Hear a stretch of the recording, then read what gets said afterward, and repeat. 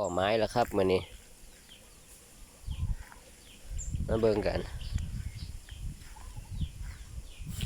เป็นจะมีป่าบ่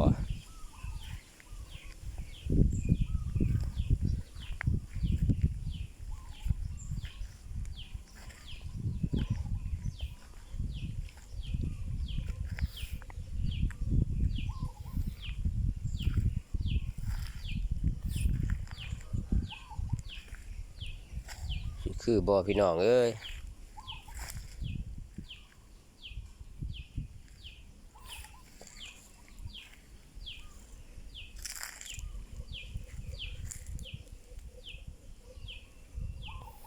บรรยากาศคืออยู่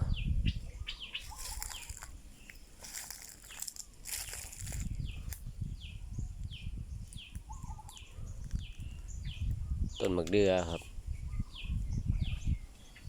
มันดิปลาสวบอยู่ครับ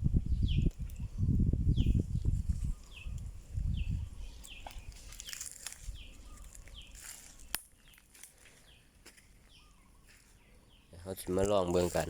ปลามันจีมีปลาพอได้กินบ่เนาะ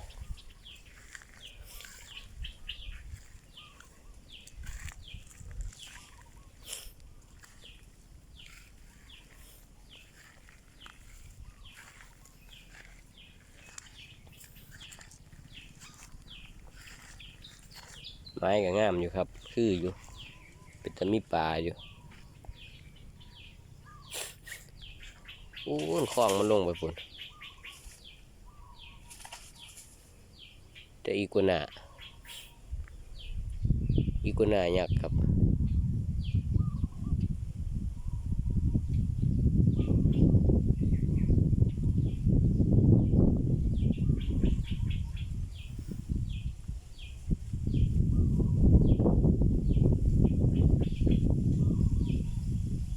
ปานแข่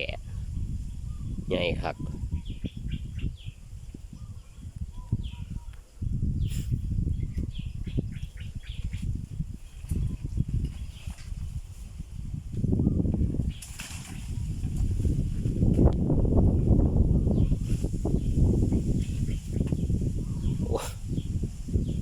หลายคักอันนี้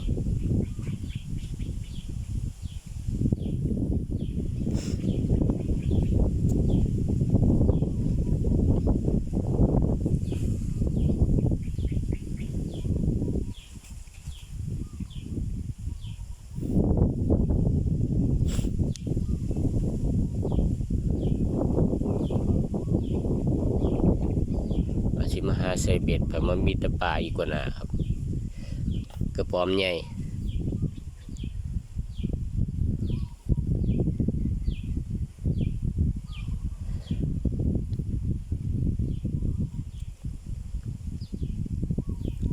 หวยมันน่าจะลงไปพุ่นละครับ